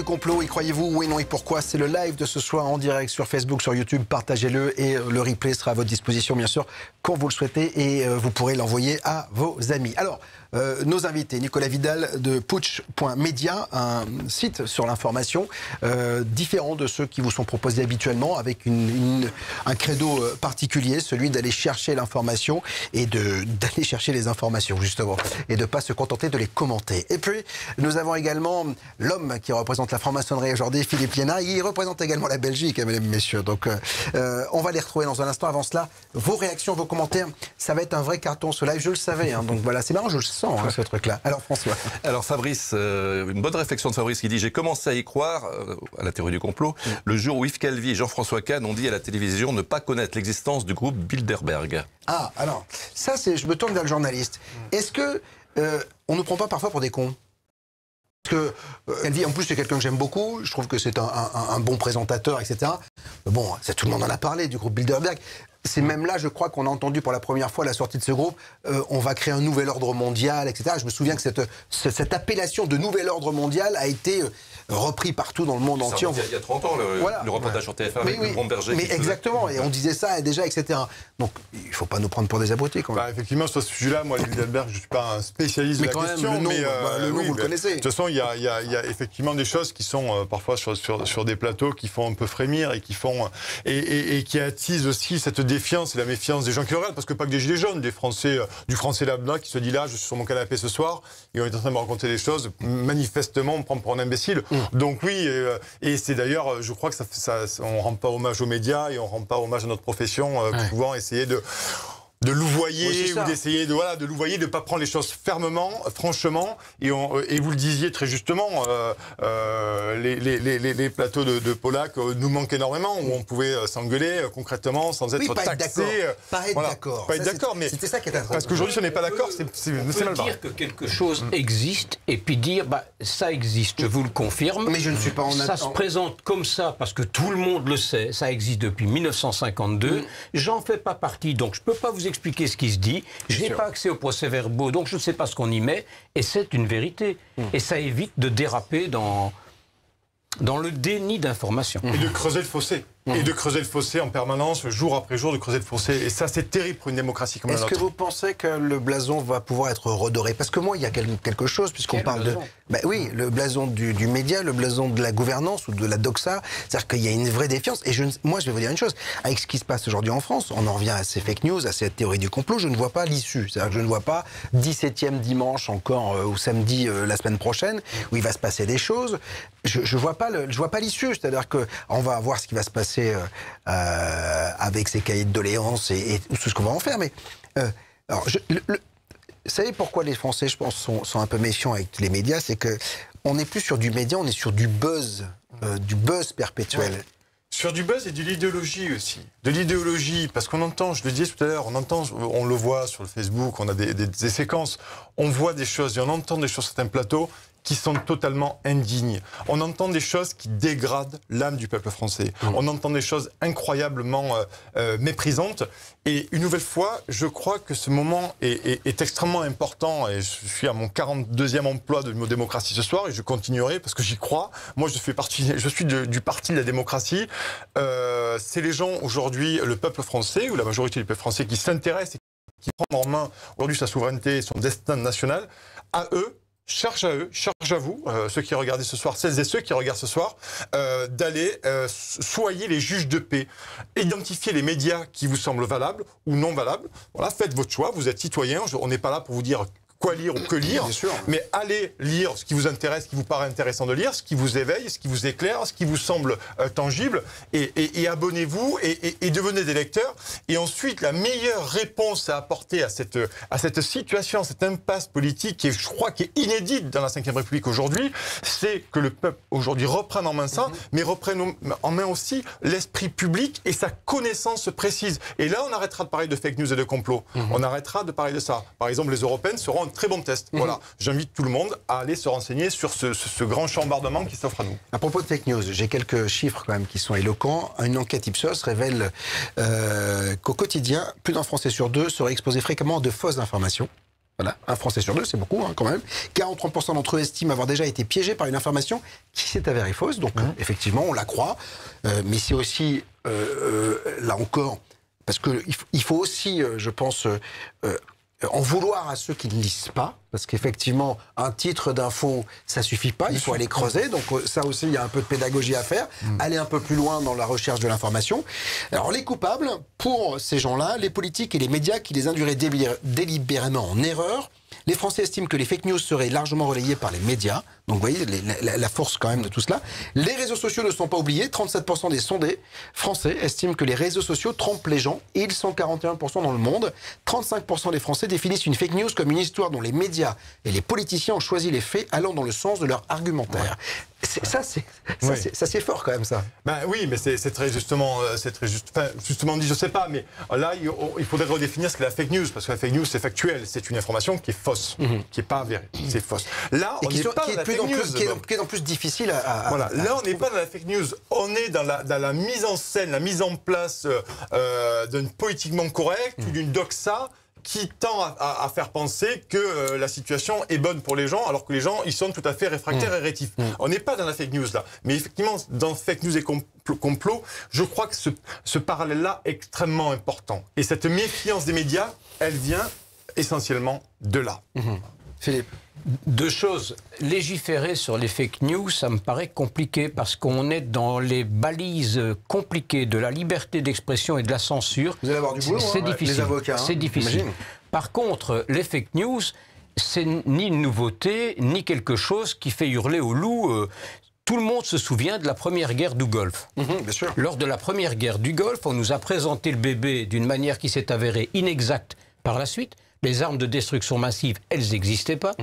Et on nous a surtout présenté des images exclusivement CNN qui montraient une guerre propre, une guerre chirurgicale, disait-on. Ils ont démarré la guerre à 19h, à l'heure d'ouverture du journal quand même. Voilà. Ils ont débarqué. C'était une guerre chirurgicale. Moi, je regardais ça en direct sur la 5 à l'époque. Voilà. On sait depuis que ça ne s'est pas du tout passé comme ça. Voilà. Donc, une des fake news qui a fait le tour du monde, mais qui n'a ému personne, dans un premier temps, ben c'est celle-là. Alors aujourd'hui, il y en a des tas. Il y a des agences spécialisées de gens qui manipulent Internet et qui injectent sur la toile des fake news en permanence, que ce soit pendant les campagnes électorales. Souvenons-nous de ce qui s'est passé lors de la dernière campagne présidentielle aux États-Unis. Ce qui s'est passé présidentielle. Moi, je me souviens, lors du discours après l'élection du président Macron, le nombre de fake news qui ont circulé en disant « c'est un Illuminati d'ailleurs, regardez ». Quand il est au Louvre avec la pyramide derrière, etc., tout était mis en scène pour cela. On avait la sensation que c'était fait exprès. Hallucinante bêtise. Voilà. Après, les gens pensent, et c'est leur droit, s'expriment, et c'est leur droit, et laissons-les s'exprimer. Mais tout ça, évidemment, ne doit pas trouver relais de n'importe quelle manière. Mais comment on va faire pour ces fake news? Parce qu'il va falloir éduquer nos enfants. C'est-à-dire qu'aujourd'hui, le plus gros site d'information au monde aujourd'hui, c'est Facebook. C'est le premier site d'information. Et la première chaîne mondiale de télévision, c'est YouTube. C'est-à-dire qu'il y a à boire et à manger. Il y a de bonnes émissions comme celle-ci, mais il y en a d'autres où on entend tout et n'importe quoi. Le libre arbitre, si on n'éduque pas les jeunes à dire attention, lis un papier, va un peu plus loin, parce que le nombre de dîners que je fais où on me parle du titre du journal dès qu'on creuse, il n'y a plus rien derrière. C'est-à-dire que, ouais, t'as vu, machin, il a fait ça. Ok, mais derrière, t'as suivi ce qui s'est passé? Non. C'est le syndrome AFP. Oui, c'est le syndrome AFP. Exactement. Où on a, je vous invite à demain à aller voir sur n'importe quelle news, taper sur Google Actualité, pour pas faire la promo de Google, mais et on a effectivement 4 lignes qui sont reprises à droite à gauche. Le premier mot est à la fin. C'est le syndrome fake news. Mais vous avez touché du doigt quelque chose d'important. Effectivement, c'est l'éducation. Oui. Le libre arbitre s'exerce au plus jeune âge. Et ça, c'est un vrai problème de société. Tout à l'heure, j'en parlais. On a, je le crois, l'abrutissement des masses. Et d'ailleurs, Pierre Jourde, qui a d'ailleurs été excommunié pour son livre La littérature sans estomac, avait écrit que, et je souscris à ce qu'il dit, que la télé est une arme de destruction massive. Voilà. D'ailleurs, la jeunesse s'en détourne quand même. Comprenez-vous bien, comprenons-nous. Quand on accepte d'avoir des émissions de télé-réalité non-stop, un étudiant ou un collégien qui va aller à l'école toute la journée, au collège ou au lycée, qui le soir va se mettre devant une télé-réalité, qu'est-ce que vous croyez qu'il a retenu de sa journée? Où croyez-vous qu'il va trouver son libre arbitre? Donc l'État, je suis désolé, on peut parler des fake news, et je suis assez d'accord avec vous, très difficile à légiférer sur les fake news. Et je rappelle la loi de 1880, c'est très très difficile, parce que c'est compliqué, je ne vais pas rentrer dans les détails, mais il va falloir aussi poser la question de l'environnement culturel, pour que les citoyens français, quel que soit leur âge, mais en les plus jeunes, soient dans un environnement de manière... Et que, surtout que l'école joue ce rôle finalement de mise à disposition du libre arbitre, de l'éveil culturel et intellectuel, parce que c'est ça aujourd'hui. La fake news, elle sera combattue par ce genre de dispositif, et je le dis une nouvelle fois, par le débat contradictoire, et ça on n'y coupera pas. Si nos chers édiles ne veulent plus remettre du débat contradictoire aujourd'hui en France sur des sujets, des plateaux très hétérogènes, avec des gens qui sont pas d'accord, avec des gens bien sûr qui ont une connaissance des choses. On ne va pas prendre n'importe quel clampin, comme on dit chez moi, pour parler de n'importe quoi. Mais des gens qui sont vraiment dans de la contradiction et qui sont en capacité de débattre, de s'expliquer et de pouvoir faire monter des arguments valables. Parce que moi, quand même, dans ces gilets jaunes, là, parce que c'est quand même ça qui nous emmène à ça, j'ai vu plein de sagesse chez certains. Des gens sur les ronds-points disaient des choses, mais d'une sagesse, et qu'il y avait un sens qui était beaucoup plus profond que certaines élites dans leurs déclarations. Donc voilà, c'est-à-dire que le mec dans son champ, souvent, il a presque un meilleur regard que le mec qui est à Bercy ou que le mec qui est à l'Assemblée. Donc, est-ce que, finalement, là, je vais être provocateur. Là, s'il y a des journalistes de la bien-pensance qui m'écoutent, ils vont me tomber dessus. Mais est-ce que, finalement, le premier complot, c'est pas de donner les 12 mêmes informations quotidiennes sur tous les médias? Vous parlez de l'AFP. Moi, je suis on a le fil à l'actualité. On est affilié à l'AFP, comme tous les médias, etc. Mais il y a des tonnes et des tonnes d'informations. Je me suis toujours demandé, moi, ça fait 35 ans que je fais ce métier. Je me suis toujours demandé comment on faisait dans les rédactions. Vous allez n'importe quelle rédaction, c'est toujours le matin. Tiens, Europe 1 a le même titre, que RTL, que RT, que machin, que truc. C'est toujours les mêmes. Comment est-ce que là déjà, il n'y a pas un complot de bien-pensance finalement, on impose une information. Il y en a plein d'autres. Je vais reprendre le marronnier de tous les samedis en fin d'après-midi.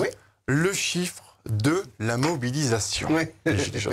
Mais on peut comprendre que le samedi dernier, je vais prendre l'acte 16, le fameux acte 16, quand on vous annonce, le ministère de l'Intérieur vous annonce que les manifestants en France ont été estimés à hauteur de 5600 personnes et que les chaînes info, pour certaines, souvent dit par le ministère de l'Intérieur, mais souvent elles annoncent ce chiffre de façon péremptoire.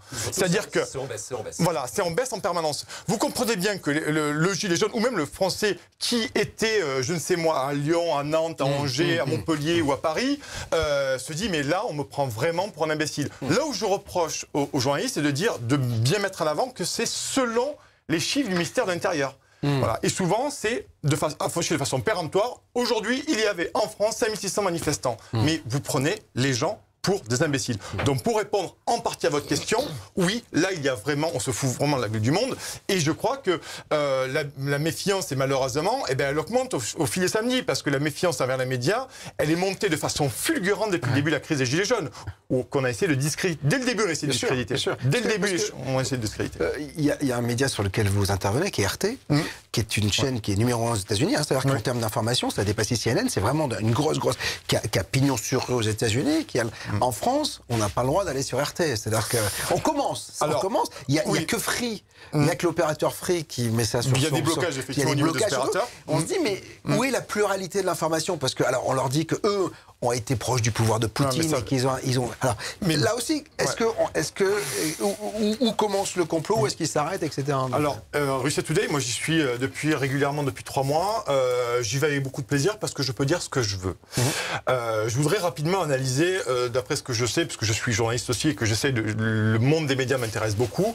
Au début, RT était taxé de divulguer des fake news. Je crois qu'il n'y en a pratiquement pas eu depuis 1 an. Le RT a été monté il y a 1 an et 2-3 mois.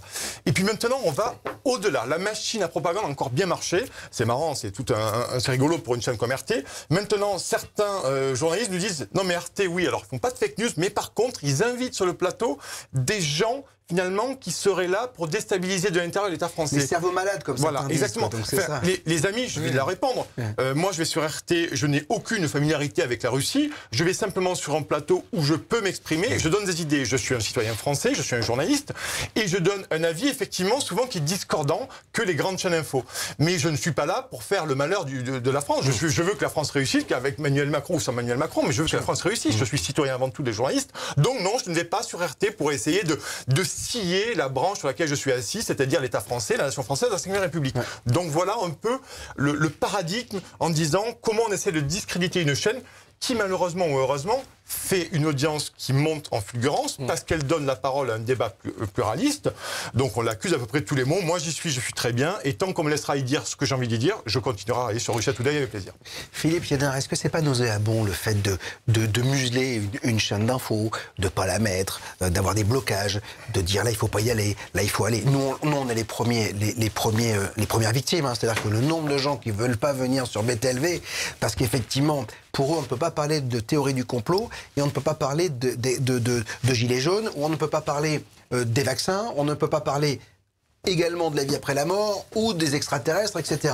Moi, je dis souvent à ceux qui me disent « je ne viens pas pour vous parler de ça », quand vous allez au journal de 20h, avant on a parlé du caravaning, on a parlé du match de foot, et puis tout d'un coup, vous venez parler, c'est pas différent. Mais voilà, est-ce que c'est pas nauséabond, ça, de dire « là on n'y va pas, là on y... » ça montre pas une belle réalité de la société quand même, non? Mais d'une part, le jour où on ne pourra plus choisir de s'exprimer sur le média qu'on souhaite adopter, parce que là on a une tribune pour exprimer des idées ou des questionnements, ce jour-là, on pourra se dire tiens, est-ce que le livre de George Orwell ne commence pas à trouver un écho dans notre société? Bon, première chose. La deuxième, je constate, mais je ne suis pas journaliste, vous le savez, que depuis des années, de plus en plus, les agences de presse ont pris de l'importance. Une importance qui est à ce point telle qu'aujourd'hui, la plupart des médias pompent l'information sur les agences de presse et c'est la même info. Hein, comme vous disiez tout à l'heure, c'est la même info qui est diffusée partout. Pour avoir de l'info différente, il faut aller sur des chaînes où on ne parle pas français. On peut aller sur des chaînes asiatiques ou des chaînes russes ou des chaînes sud-américaines ou des chaînes africaines qui ne se fournissent pas auprès des mêmes agences de presse. Et là, on a des échos différents. On peut le faire, presque personne ne le fait, déjà pour un problème de langue. Et puis, il faut l'accès à ces chaînes-là. Mais est-ce que finalement, le média ne choisit pas l'AFP, l'agence France-Presse, parce que c'est facile? Parce que vous y êtes tout à l'heure, être journaliste, c'est travailler, c'est aller à la source, chercher les informations, trouver, faire de l'investigation, etc. Et l'AFP, c'est simple, c'est-à-dire que ça tombe, vous la relatez. C'est plus compliqué que ça. Parce que l'AFP, c'est la messe. Donc, si l'information n'est pas sur l'AFP, on ne la passe pas. Oui. Voilà. Oui, mais c'est le crédit. Moi, j'ai une anecdote intéressante. Lorsque je remplaçais un correspondant d'Europe 1 en Russie, et il y avait des fûts qui avaient fui dans une ville, donc j'ai appelé la locale sur place, et vous voyez, c'est fini, il n'y a pas d'éléments toxiques. Donc j'appelle Europe 1, je dis, on ne fait pas de papier là-dessus, parce qu'il ne s'est rien passé. Et Europe 1 dit, mais c'est l'AFP. C'est l'AFP qui en parle. Alors je dis, donc j'appelle l'AFP à Moscou, il me dit, oui, mais c'est Europe 1 qui nous a commandé le papier. Ah oui, d'accord. Ok, donc c'est une commande, quoi. Voilà. Ok, donc voilà, donc c'est compliqué, quoi. Oui, parce que je l'ai dit, être journaliste, ça demande du travail, ça demande de l'imprégnation, ça demande une nouvelle fois. Si vous voulez essayer de rendre accessible un sujet compliqué à des lecteurs, encore faut-il que vous vouliez préalablement digérer et pour leur donner des clés. Pour leur donner des clés pour ouvrir des portes, concrètement. Donc ça demande du boulot, ça demande de la lecture, ça demande de réfléchir à trucs. La pensée, l'idée est une maturation. aussi. On ne peut pas faire un grand sujet en 2 jours ou en 2 jours. On n'est pas certains médias, sans les nommer, d'infotainment ou de divertissement. On ne fait pas 14 articles par jour. Non, ça demande de travailler, ça demande, pour voir un film, de le regarder, pour parler d'un livre. Idéalement, si on le lit, c'est pas mal, parce que c'est vrai que les chroniques 4e de couverture, c'est sympa, mais très sincèrement, je vois pas quelle valeur ajoutée ça donne au lecteur. Nous, chez Putsch, je pense qu'il y a beaucoup de journalistes, j'espère aussi, j'en suis sûr, qui font ce boulot-là. Mais lire un bouquin, très sincèrement, c'est une semaine et demie, et puis il faut réfléchir. Un papier, ça s'écrit pas comme ça se construit. Donc oui. Être journaliste aujourd'hui, c'est un vrai travail sérieux et qui prend du temps et avec une éthique importante. Moi, je lis les bouquins de Philippe Liénard, comme ça je me fais bien voir par mon Non, mais j'entends avec beaucoup de plaisir et je partage totalement ça. Je suis effaré par le nombre de livres, pour ne pas parler de journalisme, mais pour parler de littérature, par le nombre de livres qui abordent des sujets difficiles, où il n'y a pas de référence, où on fait confiance à celui qui a écrit, qui peut à la limite écrire n'importe quoi. Moi, je suis outré par ça. Je trouve que le monde de l'édition édite n'importe quoi. C'est une chose qui me révolte. Lorsque j'écris un livre, vous connaissez ce que j'ai pu rédiger, il fourmille de références. Pourquoi ? Pour permettre aux gens qui lisent ça de ne pas me croire, d'aller vérifier ou de creuser les sujets. C'est capital quand on aborde des sujets qui sont des sujets sensibles. C'est pareil pour le journalisme, c'est pareil pour les articles de fond, je crois. Le journaliste qui veut traiter d'un sujet d'une manière approfondie doit prendre le temps, doit aller aux bonnes sources. Mais là, c'est pas mon métier, donc je peux pas parler de ça. Mais il me semble qu'il y a un corollaire, ou qu'il y a une similitude, en tout cas, qui est à stigmatiser. Assurément. Je voudrais revenir, j'aime bien faire ma petite liste de biographies, ou de bibliographies, pardon, aux téléspectateurs qui nous regardent. Il y a un très bon livre de Ingrid Riocreux. Elle est docteure en philosophie et elle a fait un essai extrêmement passionnant sur la fabrication du consentement par les médias, le langage. C'est aux éditions L'Artilleur. C'est pas une maison d'édition complotiste, je préfère le dire immédiatement, je pose ça là. Mais Ingrid Riocreux, la fabrication du consentement, le langage des médias, et c'est extrêmement intéressant de voir comment Ingrid Riocreux a réfléchi et montre comment effectivement certains médias, dans l'approche de l'information ou dans le vocabulaire choisi, dans la sémantique, peuvent donner leur avis ou du moins orienter une information. Voilà, donc ça c'est typiquement un travail remarquable d'Ingrid Riocreux et je recommande à tout le monde d'aller au moins lire les interviews qu'elle a faites à droite à gauche parce que et là une nouvelle fois, Ingrid Riocreux, elle n'est pas invitée partout parce qu'effectivement un propos comme ça dérange, surtout quand on est corporatiste. Vous savez que moi je critique pas les médias, mais quand on est média, généralement quand on est un peu divergent ou qu'on n'a pas les mêmes idées ou qu'on est sorti de ce sillon un peu putri de la bien-pensance, on est vite mis de côté. Voilà, donc d'où l'indépendance. Il y a des sujets qu'on ne peut pas aborder. Je me souviens de la Syrie. La Syrie, c'est un brûlot, c'est-à-dire qu'on ne peut pas aborder tout cela. Et on voyait des informations étrangères qui n'étaient pas les mêmes que celles qui étaient relatées en France.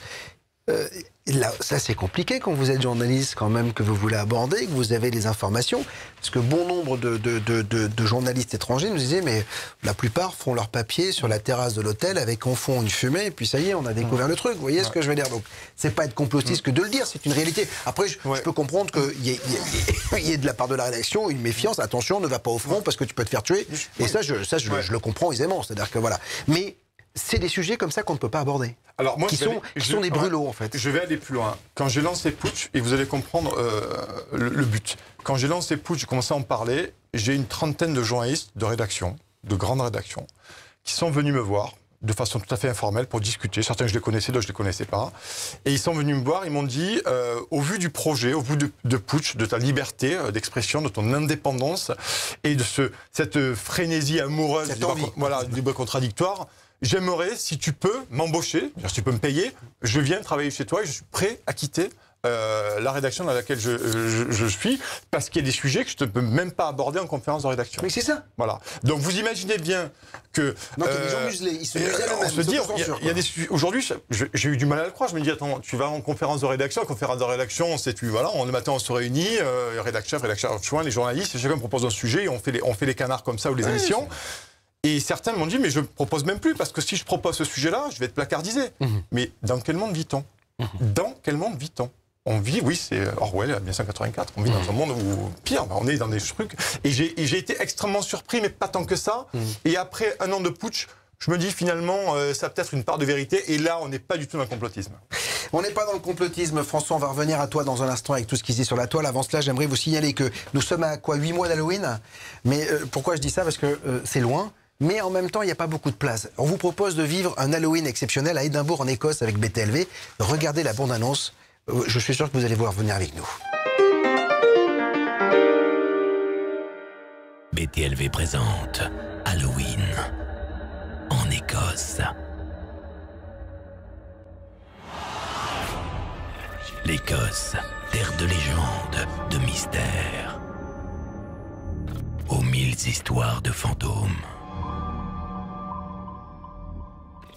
Suivez-moi au cœur du paranormal et de l'inexpliqué. Voyagez avec moi au cœur de l'étrange. Découvrez tous ces contes fantastiques et ces histoires de fantômes. Découverte du cimetière le plus hanté du monde. Visite des catacombes. Enquête paranormale dans les douves d'Édimbourg. Le tout guidé par Amy. Légendes et fantômes d'Écosse. Dès maintenant, réservez votre Halloween sur btlv.fr. Attention, il n'y a que 18 places. Ah ben oui, je le dis, on est allé à fond avec la grosse voix qui fait peur. Hein. Donc Halloween, c'est dans 8 mois maintenant. Moi, donc novembre, 1er, 2 et 3 novembre, j'y serai.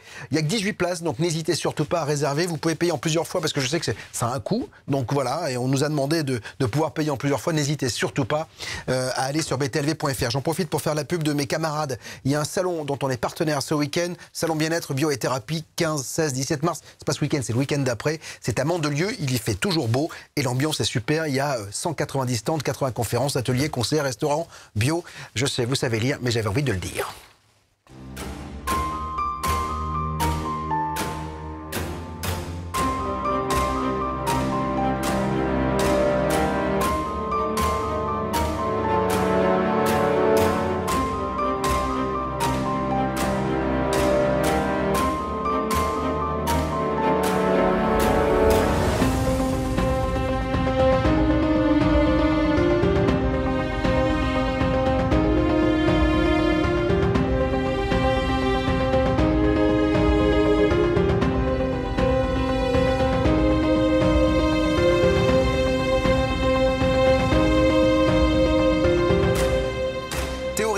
Croyez-vous, oui, non et pourquoi? C'est le thème de ce live de ce soir. Avant de retrouver nos invités, on se tourne vers François pour les réseaux sociaux. Oui, Bob, tu dois te rappeler, lundi, on avait... Au soleil. Voilà. Quand tu faisais ton live, il y avait une question. Pourquoi on ne parlait plus des Gilets jaunes? Parce qu'on avait été acheté par, ah oui. Alors ça, c'est-à-dire qu'en fait, on a été acheté parce qu'on ne parlait plus des Gilets jaunes. Donc on en a parlé beaucoup. Et puis, encore une fois, c'est ce que je dis souvent. C'est-à-dire que l'idée, c'est pas de... Et c'est vraiment le procès que je fais aux médias classiques. C'est-à-dire que faire la même mission tous les jours, ça n'a aucun intérêt. Donc je ne fais pas d'émission sur les jeunes parce que j'ai pas... les invités. Ruffin a refusé de venir sur BTLV. Il a préféré Brut. Il a préféré Brut. Il fait ce qu'il veut en même temps. Donc voilà. Mais je peux pas inviter tous les jours Étienne Chouard, je peux pas inviter tous les Philippe Pasco. C'est-à-dire que sinon on fait toujours la même émission. Donc là, on est le principal fake français sur Maintenant, j'en mettrai Nicolas Vidal. Nous sommes le principal fake français sur le paranormal. Combien t'as été acheté? Le principal quoi? Fake français sur le paranormal. Ah ben, vous savez, voilà. Alors le paranormal, c'est quelque chose. On n'est que dans la théorie. Hein, je le dis depuis que j'ai créé ce média. On n'est pas une chapelle ici. On vient pas y prier. Hein. On est juste dans un lieu de questionnement. Donc alors, j'ai pas été acheté. Je cherche des réponses. Alors on l'a un petit peu abordé tout à l'heure avec Philippe. Beaucoup de questions aussi. Le coup du Louvre ou la photo avec les ministres faisant le signe du triangle. C'est quoi alors? Ah, monsieur le franc-maçon. Attention, comme ça, là. Ils étaient comme ça, c'est ça? Mais c'était ça? Il y a une photo comme ça, ils sont comme ça? Ah, parce qu'en fait, c'est le Louvre, c'est pour ça la pyramide. Non, c'était après, il y a une autre occasion. Hein. Ah, il y a une autre occasion, donc j'ai pas vu cette photo. Mais bon, alors... Bon, je ne peux pas répondre à cette question-là, parce que sur Internet, on trouve de tout, où on essaie d'analyser des photos, des images, pour dire... Ah, celui-là, il est franc-maçon, celui-là, il est Illuminati, parce qu'on a détecté ça ou ça ou ça.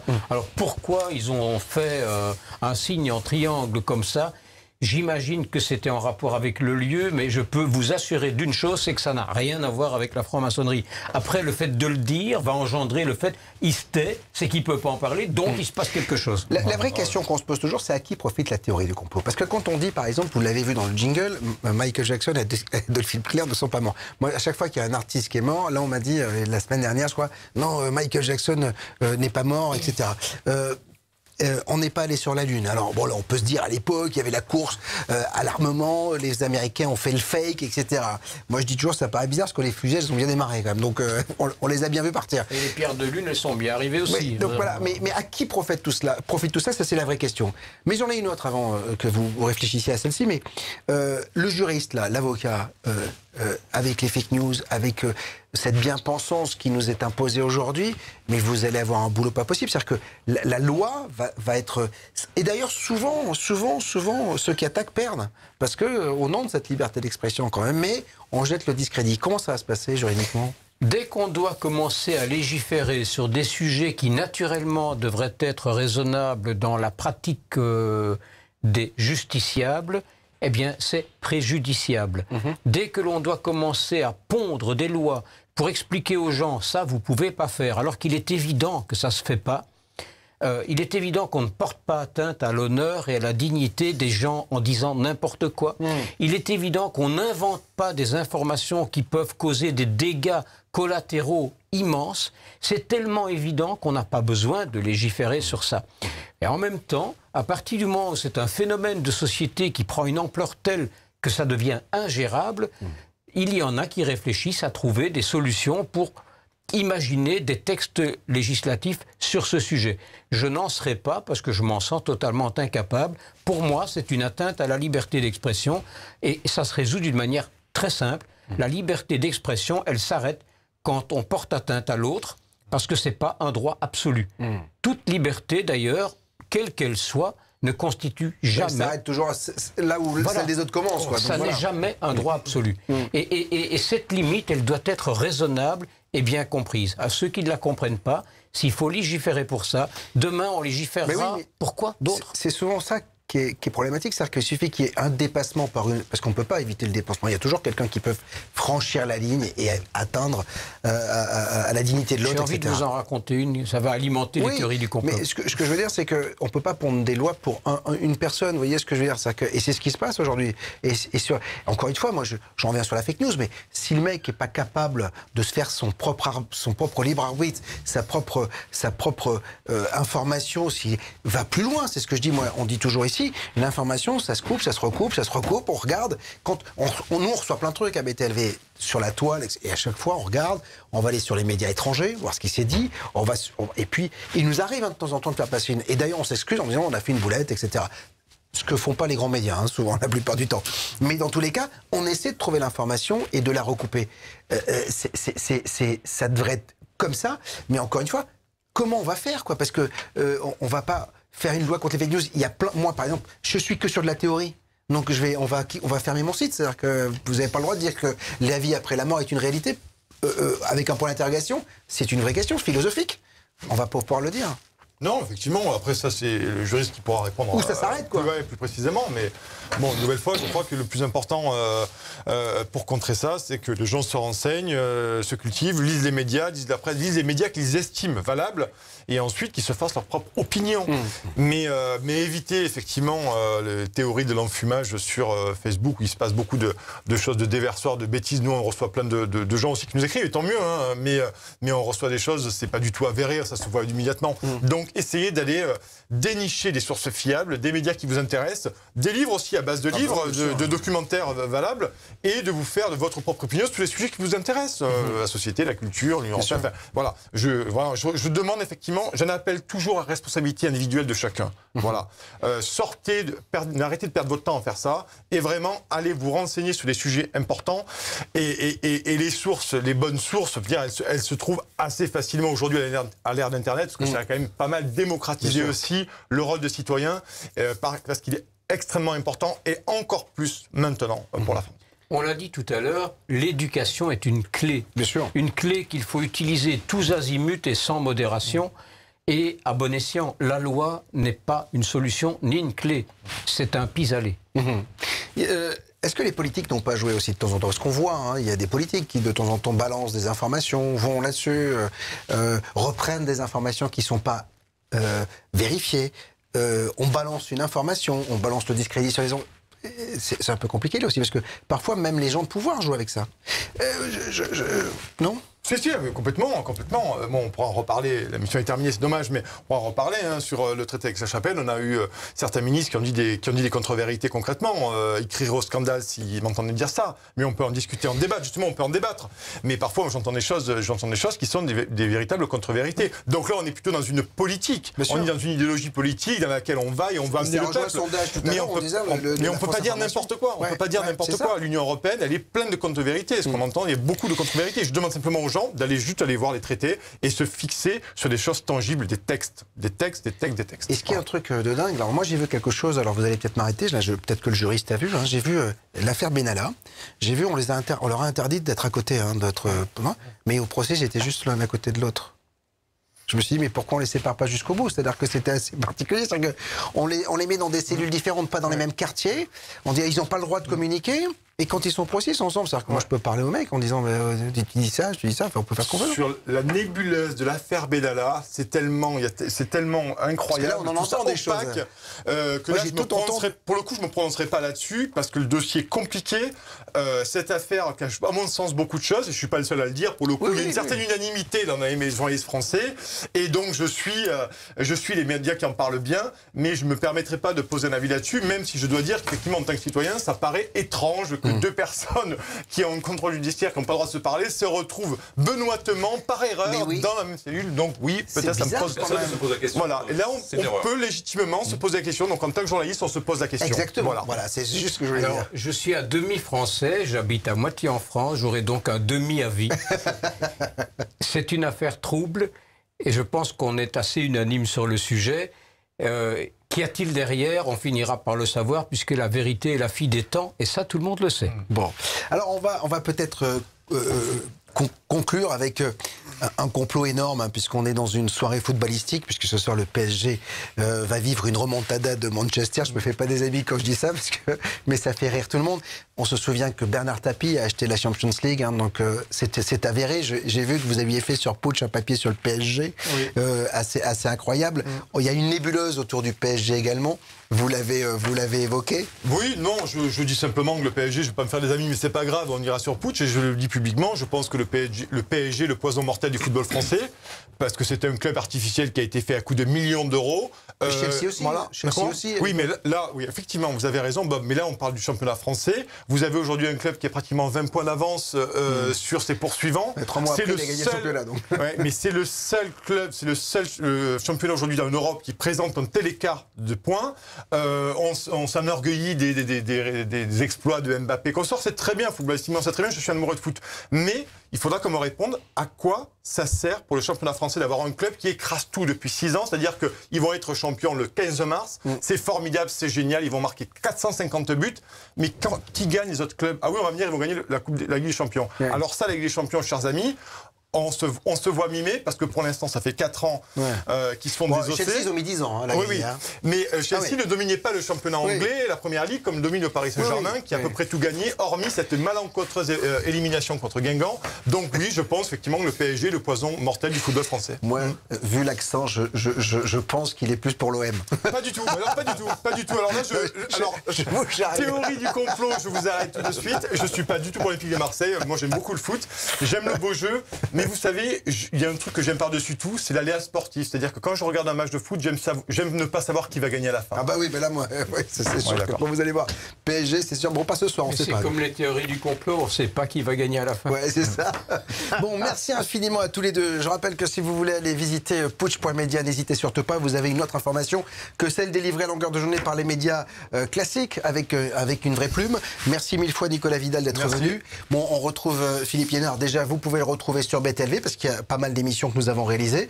Et puis bientôt, vous allez revenir avec les Templiers, c'est ça? Templiers bientôt, sortie septembre, je pense. D'accord. Et puis, en attendant, allez voir l'émission que nous avions fait sur le Plus de les Illuminati. Hein. Donc voilà, c'était ça. Hein. Bon, merci. Merci François. Merci Bob. Merci à tous ceux qui nous ont suivis ce soir. Alors, je rappelle que j'espère que là, les développeurs travaillent et que le site BTLV va retrouver toute sa superbe, puisque nous avons été hackés depuis hier soir. Théorie du complot ou pas, quoi qu'il en soit, ça a été un peu compliqué pour nous aujourd'hui, mais que voulez-vous, ce sont les aléas du succès. Merci mille fois, merci à Pipo et Bibo à la régie, Mathis et Thibaut. Merci à vous, partagez ce live, je sais qu'il est important, c'est une pluralité de paroles qu'on vous offre sur BTLV, sur tous les sujets. On n'a aucun système féodal ici, donc on fait ce que l'on veut. Salut. Pour avoir accès à BTLV via un Android, il suffit tout simplement d'ouvrir votre navigateur internet. Vous tapez btlv.fr dans votre barre de recherche. Ensuite, vous cliquez sur les 3 petits points en haut à droite de votre écran, puis vous cliquez sur « Ajouter » sur l'écran d'accueil. Ensuite, vous cliquez tout simplement sur « Ajouter » et l'onglet BTLV apparaît comme par magie sur votre écran. Il vous suffira de cliquer sur cet onglet pour avoir accès aux émissions radio et télé de btlv.fr.